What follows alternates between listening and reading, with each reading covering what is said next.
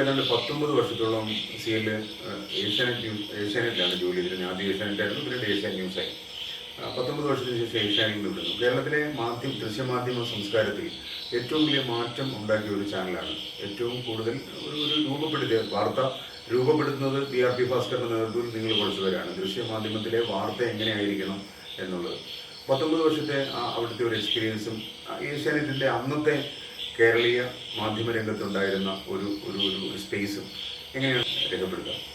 അല്ല, ഏഷ്യാനെറ്റ് കാലത്തെ മാധ്യമം ഞാൻ നേരത്തെ സൂചിപ്പിച്ചിരുന്നു. ശശികുമാർ ഉണ്ടായിരുന്നു. ശശികുമാർ തുടങ്ങുന്ന കാലം മുതൽ ശശികുമാർ ഉണ്ടായിരുന്ന കാലം വരെയാണ് എനിക്ക് മാധ്യമ പ്രവർത്തനത്തിൽ നമ്മൾ സങ്കല്പിക്കുന്നതായിട്ട് കൃത്യമായിട്ട് സിങ്ക് ചെയ്തുകൊണ്ട് പ്രവർത്തിക്കാൻ കഴിഞ്ഞിട്ടുള്ളൂ. പിന്നീട് ശശികുമാർ പോയതിനു ശേഷവും പ്രവർത്തനത്തിലുള്ള ഏഷ്യാനെറ്റ് തന്നെയാണ് എൻ്റെ ഏറ്റവും സന്തോഷപ്രദമായ മാധ്യമകാലമായിട്ട് ഞാൻ കാണുന്നത്. ഏഷ്യാനെറ്റിലെ എൻ്റെ ജീവിതം തന്നെയാണ്. അത് ഒരു വ്യക്തിയോ അതൊരു നല്ല കൂട്ടായ്മയായിരുന്നു. ശശികുമാർ അതിൻ്റെ ആ സ്ഥാപനം സ്ഥാപിക്കുന്നു. DRP പോലെ ഒരു വാർത്താ പ്രവർത്തകൻ. നമുക്കറിയാം, കേരളം കണ്ടിട്ടുള്ള നിലപാടുകളിൽ വാർത്തകളോടുള്ള സമീപനത്തിലും ഇത്ര നിഷ്ഠയും കൃത്യതയും സത്യസന്ധതയും പുറത്തിട്ടുള്ള നമ്മുടെ കേരളത്തിലെ ആദ്യം എണ്ണേണ്ട മാധ്യമപ്രവർത്തകരാണ്. DRP പോലൊരാൾ ആ ന്യൂസ് മുമ്പിലുണ്ടായിരുന്നു. പിന്നെ ടി ഗോകുമാർ, സക്കറിയ, അങ്ങനെ തുടങ്ങി നീലൻ, ചിന്തരവീന്ദ്രൻ്റെ അദ്ദേഹം യാത്ര കാര്യമാണ് ചെയ്ത് ന്യൂസിലെ മറ്റു തലങ്ങളിലുള്ള ന്യൂസിൻ്റെ നയരൂപീകരണം അല്ലെങ്കിൽ ന്യൂസ് എങ്ങനെയാണ് നമ്മൾ ഡിഫറൻ്റ് ആവുന്നതെന്നുള്ള ചർച്ചയിലൊക്കെ ചിന്തരവീന്ദ്രനൊക്കെ ഒരുപാട് കോൺട്രിബ്യൂട്ട് ചെയ്തിട്ടുണ്ട്. അപ്പോൾ അതൊരു പിന്നെ നീലൻ, പിന്നെ ഞങ്ങൾ ഉണ്ടായിരുന്നത്, ഞാനുണ്ടായിരുന്നു, ചന്ദ്രശേഖരൻ ഉണ്ടായിരുന്നു.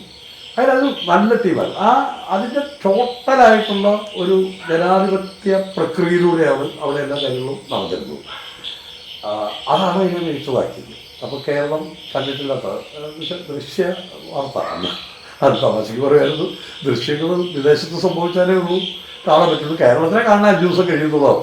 അപ്പോൾ അപ്പുറം പരിമിതികളൊക്കെ മറികടന്നുകൊണ്ടാണ് ഞങ്ങൾ തമാശയ്ക്ക് പറയുന്നത്. നമ്മൾ മറ്റേ സുബിക് ബേയിൽ നിന്നും സിംഗപ്പൂരിൽ നിന്നുമൊക്കെ വാർത്ത ചെയ്യുന്ന കാലത്ത് ഇതെങ്ങനെയാണ് ചെയ്യുന്നതും BBC-ക്കാർ വന്നു കഴിഞ്ഞാൽ അവർ അന്തം വിട്ട് തലകുത്തി താഴെ വീഴുള്ളൂ. കാരണം അവർക്ക് അത് സങ്കല്പിക്കാൻ പോലും പറ്റില്ല.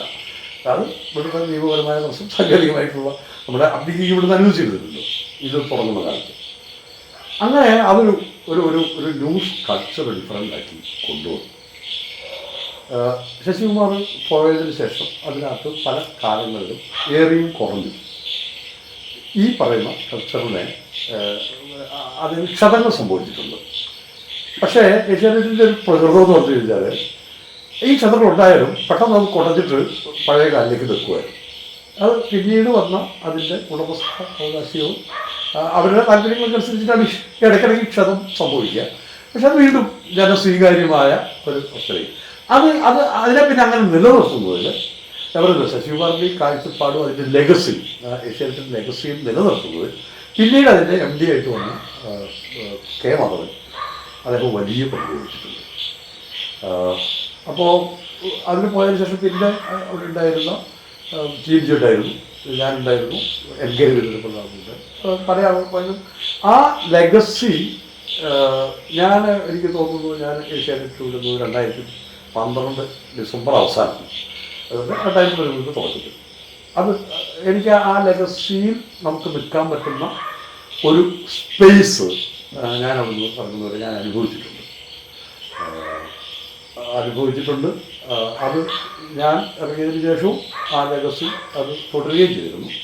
പക്ഷേ സമീപകാല വ്യതിയാനങ്ങൾ അതിനെ അങ്ങോട്ട് കൊണ്ടുപോകും എന്ന് എനിക്കറിയില്ല. ഈ സമീപകാല വ്യതിയാനങ്ങൾ ഉദ്ദേശിച്ച് എനിക്ക് തോന്നുന്നു CL 2012 ഇറങ്ങി, CL വിടാൻ വേണ്ടി കാത്തിരിക്കുകയായിരുന്നു തോന്നുന്നു. എൻ്റെ മാധ്യമ ഏഷ്യാനെറ്റ് കാലം തുടങ്ങാൻ വേണ്ടി ഞാൻ 2013 ഇവിടെ ജോയിൻ ചെയ്തു. ഏതാണ്ട് 10 വർഷത്തോളം അവിടെ. ഞാൻ 2013 ഒരർത്ഥത്തിൽ വിട്ടത്. 2013 ഞാൻ ജോയിൻ ചെയ്യുന്നു. 10 വർഷത്തെ ഒരു ന്യൂസിലെ അനുഭവം വെച്ചിട്ട് ശരിക്കും ഏഷ്യാനെറ്റിൻ്റെ യഥാർത്ഥ പ്രശ്നമായിട്ട് നമ്മളിപ്പോൾ ഏഷ്യാനെറ്റിൻ്റെ കാര്യം പുറത്തുവരുന്ന ചർച്ച ചെയ്യേണ്ട കാര്യമില്ല, അത് അവരോട് ചർച്ച ചെയ്തു. എന്നാൽ പോലും എനിക്ക് തോന്നുന്നത് എൻ്റെ ഞാൻ 2022 വിടുന്ന സമയത്തുള്ള എൻ്റെ ഒരു തോന്നൽ ഞാൻ ചെയ്യുന്നതോട് പറയാം. അതിനകത്തിലുണ്ടായിരുന്ന ഒരു എഡിറ്റോറിയൽ അപ്രഹാൻ ഉണ്ടായിരുന്നു. എഡിറ്റോറിയൽ സുതാര്യത ഉണ്ടായിരുന്നു, വ്യക്തികൾക്കിടയിൽ ഉണ്ടായിരുന്ന ഒരു സുതാര്യത ഉണ്ടായിരുന്നു, വ്യക്തികൾക്കിടയിലുള്ള വളരെ ദൃഢമായ ഒരു ബന്ധവും പരസ്പരമുള്ള ഒരു സാധ്യത ഒരു മനസ്സിലാക്കലുണ്ടായിരുന്നു. 2022 ഞാൻ വിടുന്ന സമയത്തേക്ക് ഉള്ള എൻ്റെ ഒരു അനുഭവം അത് പൂർണ്ണമായിട്ടും ഇല്ലാതാക്കാൻ വേണ്ടിയുള്ള ഒരു ശ്രമം അവിടെ കൂടുതൽ സ്വാധീന ശക്തികൾ അല്ലെങ്കിൽ ശാക്തീകരിച്ച ചെയ്തികൾ അങ്ങനെ ശ്രമിക്കുന്നതായിട്ട് എനിക്ക് തോന്നിയിട്ടുണ്ട്.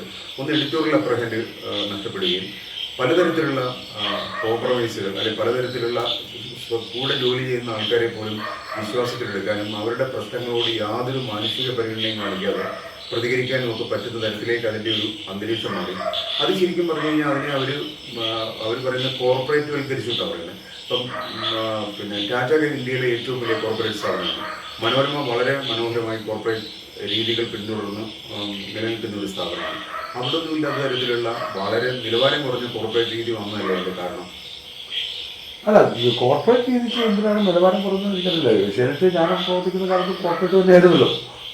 അതുണ്ട്. അനുഭവം നേരത്തെ പറഞ്ഞ ഒരു കാര്യമായിരുന്നു എൻ്റെ അവിടുത്തെ ഒരു സന്തോഷത്തിൻ്റെ ഏറ്റവും പ്രധാനം. അതായത് അവിടെ അതൊരു ടീമായിരുന്നു, വ്യക്തികൾ തമ്മിലുള്ള സൗഹൃദം.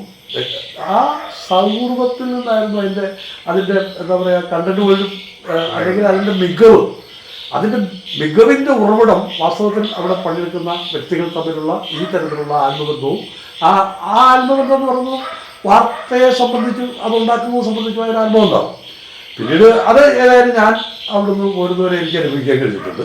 പിന്നീട് എന്ത് സംഭവിച്ചെന്ന് ഞാൻ അവിടെ ഇല്ലാത്ത ഒരാൾ പറയുന്നത് ശരിയുമല്ല, അതെനിക്ക് അറിയത്തുമില്ല. പിന്നെ ഇപ്പോൾ എന്ത് സംഭവിച്ചു എന്നുള്ളതും അനുഭവം നേരത്തെ പറഞ്ഞത് ശരിയാണ്. ഏഷ്യാനെറ്റ് ഒരു സ്ഥാപനമാണ്, നമ്മൾ അതിനങ്ങനെ എടുത്താൽ മതി. ഏഷ്യാനെറ്റ് ഒരു സ്ഥാപനമാണ്, അവരുടെ കാര്യം അവർ നോക്കിക്കോളും. പക്ഷേ അത് ഒരു വാർത്താ സ്ഥാപനമായതുകൊണ്ടും അത് മറ്റേ സമൂഹ ജീവിതത്തിൽ ഇടപെടുന്നതുകൊണ്ടും നമുക്കതിനെ വിമർശിക്കാനോ അല്ലെങ്കിൽ അതിനെ പുകഴ്ത്താനോ ഒക്കെയുള്ള സ്വാതന്ത്ര്യം നമുക്കും നമ്മുടെ അവകാശം കൂടെയാണ്. കാരണം ഞാൻ കൺസ്യൂം ചെയ്യുന്നൊരു സാധനമാണല്ലോ. അതുകൊണ്ട് അതിൻ്റെ ക്വാളിറ്റിയെ കുറിച്ചിട്ടുള്ള അഭിപ്രായം എനിക്കുണ്ടാവും. ആ അഭിപ്രായം ഏഷ്യാനെറ്റുകാർ ഒരു തരത്തിലും അത് കേൾക്കേണ്ട കാര്യമില്ല. അത് ആണെന്ന് അവർ വിചാരിക്കേണ്ട കാര്യമില്ല. അവിടുത്തെ പ്രശ്നങ്ങൾ എങ്ങനെയാണെന്നുള്ളത് അവർ പരിഹരിച്ചോളും. നമ്മളതിനകത്ത് കയറി നോക്കേണ്ട കാര്യമില്ല. അവിടെ പ്രശ്നങ്ങളുണ്ടോയെന്നും എനിക്കറിയില്ല, പക്ഷേ അതിൻ്റെ കണ്ടന്റിനെ കുറിച്ച് പറയാം. നമ്മളെന്താണോ കൺസ്യൂം ചെയ്യുന്നത് അതിനെക്കുറിച്ച് മാത്രമേ ഞാൻ പറയൂ. അതിൻ്റെ രീതികൾ ഇപ്പോൾ ഞാൻ നേരത്തെ പറഞ്ഞ ലെഗസിയിൽ നിന്ന് അത് വേറെ തലങ്ങളിലേക്ക്